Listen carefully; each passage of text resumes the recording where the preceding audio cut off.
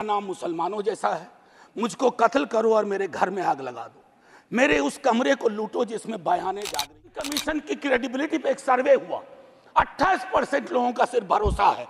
इससे ज्यादा भरोसा तो पंचायत वेब सीरीज में फुलेरा के ग्राम प्रधान का है। अब तेरे सुबह की जय साहब तेरे शाम की जय ना। विपक्ष को अपना काम करने दीजिए। अगर आपने ईमानदारी से एनटीए का मूल्यांकन किया होता, आपने क्लीन चिट पहले दिन ना दी होती हड़बड़ी में, आज ये नतीजे ना होते। आज आप सत्ता में हैं, कल को हम सत्ता में होंगे।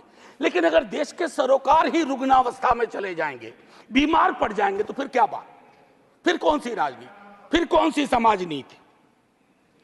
युवाओं के रोजगार पर मैं ज्यादा नहीं बोलना चाहता, बहुत लोग बोले हैं। बिहार से आ रहा हूं सर, पूरे चुनाव बिहार में था। बिहार में हमें भले सीट कम आई हो, लेकिन बिहार के युवा से किसी भी जाति का हो, पूछिए नौकरी, नौकरी मतलब तेजस्वी। हमने मयार बदला, वहां चिंतन बदल दी, धारा बदल दी। अब आपकी मर्जी है, कुछ भी कहिए, आप लोग तो जज भी हैं, इन्वेस्टिगेटिव एजेंसी है। मैं हाथ जोड़ के विनती करता हूं, जितनी गालियां मुझको देनी है अपने भाषण में दे लीजिएगा, खूब दीजिए गाली। आदी हो गए हम गाली सुनने के, फिर सुन लेंगे आपसे गाली, लेकिन कुछ बातें रखने दीजिए। NIOS DLED का मसला है, आप ही ने बनाया, आप ही ने उसको डिलेजिटिमाइज कर दिया। भटक रहे हैं हजारों बच्चे, शिक्षा प्रेरक का वही हाल है। तो मैं ये कहना चाहता हूं कि देश में बहुत बुरा हुआ चुनाव के दौर में। भैंस, मंगलसूत्र, मुजरा, टोटी तोड़ ले जाएगा, बिजली काट देगा। सर परेशान हुए हम लोग। मैं चुनाव देख रहा था बैकरूम से, कंप्लेन कर रहा था इलेक्शन कमीशन को, जिसको दाद दी गई है अभिभाषण में। सर कंप्लेन फर्स्ट पेज में किया, परसों मेल आता है, परसों, डे फॉर यस्टरडे, अपना नाम, पता, असेंबली नंबर, मोबाइल नंबर भेजिए। अब किस बात का भैया, अब किस बात का? ये व्यवस्थाएं हैं। इलेक्शन कमीशन की क्रेडिबिलिटी पे एक सर्वे हुआ, 28% लोगों का सिर्फ भरोसा है। इससे ज्यादा भरोसा तो पंचायत वेब सीरीज में फुलेरा के ग्राम प्रधान का है।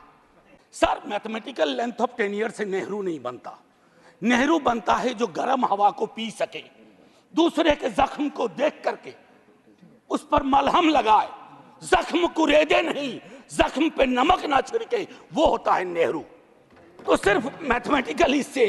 अब सर आपको एक छोटी चीज बताऊं, जातिगत जनगणना की मांग की थी, हमारे जदयू के साथी लोग भी थे, अभी हैं मंत्री जी प्रणाम, हमारे जदयू के साथी लोग भी थे। नीतीश जी, तेजस्वी जी ने मिलकर सर्वेक्षण कराया।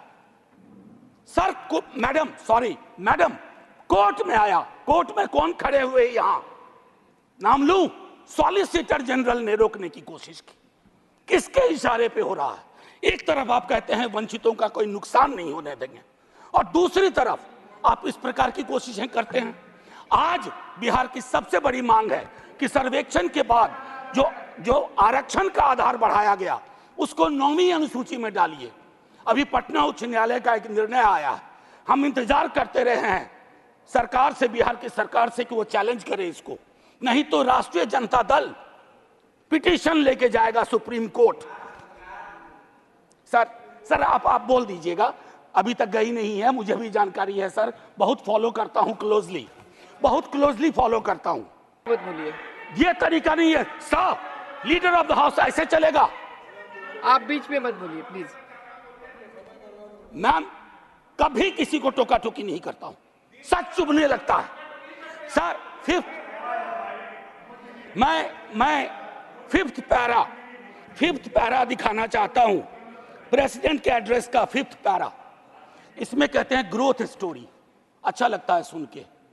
व्हाट काइंड ऑफ ग्रोथ, कैसी प्रगति, कैसा विकास? Joblessness, hopelessness, फेसलेसनेस। और आप चाहते हैं कि उस इकोनॉमिक प्रॉस्पेरिटी के पक्ष में हम ताली बजाएं।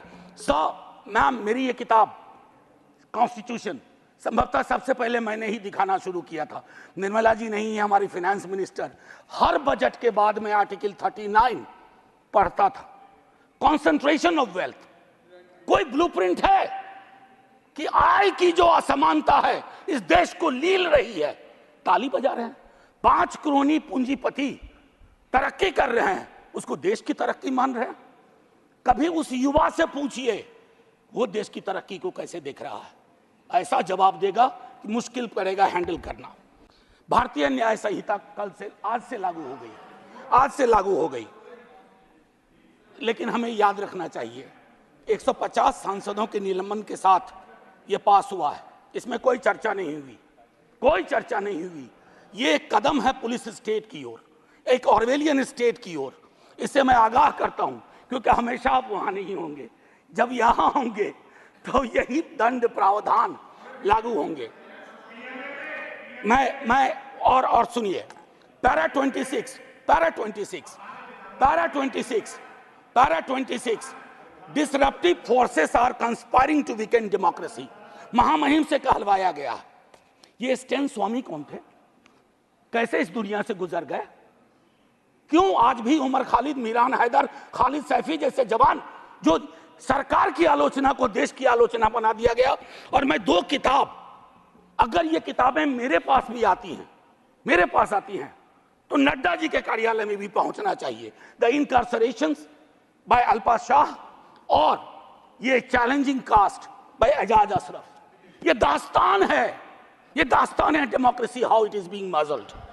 ये जो चुनावी विमर्श है, इसकी वजह से जहर बहुत है समाज में, लिंचिंग चल रही है, लिंचिंग।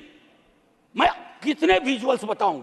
आज से 3 दशक पूर्व राही मासूम रजा ने एक छोटी कविता लिखी थी, मैं यही कह के खत्म करूंगा। उन्होंने कविता लिखी थी, वो आधा गांव के लेखक थे, कई लोग उनको महाभारत के लेखक के रूप में जानते हैं। उन्होंने एक, और उनके लिए गंगोली और गंगा उनकी माँ थी। ये था एक भारतीय मुसलमान का चित्रण।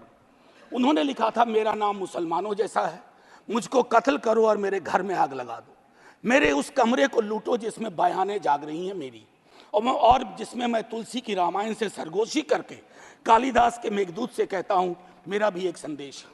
अब आइए दूसरा, ये 3.5 दशक पूर्व लिखी गई अभी, और यही मैं खत्म करूंगा। ये पूरे देश का चित्रण है, ये हम सब के लिए आईना है। वरना मारे जाओगे, रघुवीर सहाय को याद करते हुए एक युवा कवि अदनान नाम के लिखा है। मत भूलो कि तुम मुसलमान हो, बस 30 सेकेंड और लूंगा। मत भूलो कि तुम मुसलमान हो, बस लोगों को छलावा देते रहो कि तुम मुसलमान नहीं हो, वरना मारे जाओगे। राह चलते ख्याल रखो कि कहीं तुम्हारी कमीज से मुसलमान होने की बू तो नहीं आ रही। ख्याल रखो किसी से बहस करते हुए, कुछ बोलते हुए, कुछ करते हुए, यहाँ तक कि हंसते और रोते हुए भी कि कहीं तुम मुसलमान तो नहीं लग रहे हो, वरना मारे जाओगे। ये बात हमेशा याद रखो कि तुम एक मुसलमान हो और तुम मरोगे नहीं, एक दिन मारे जाओगे। विवेकहीनता, तर्कहीनता के समाज को ध्वस्त करिए। आइए हिंदुस्तान बनाएं, वो हिंदुस्तान जहां कोई फर्क ना हो, गले लग सकें। ये नहीं कि चुनावी मंच से कुछ, जमीन पे कुछ।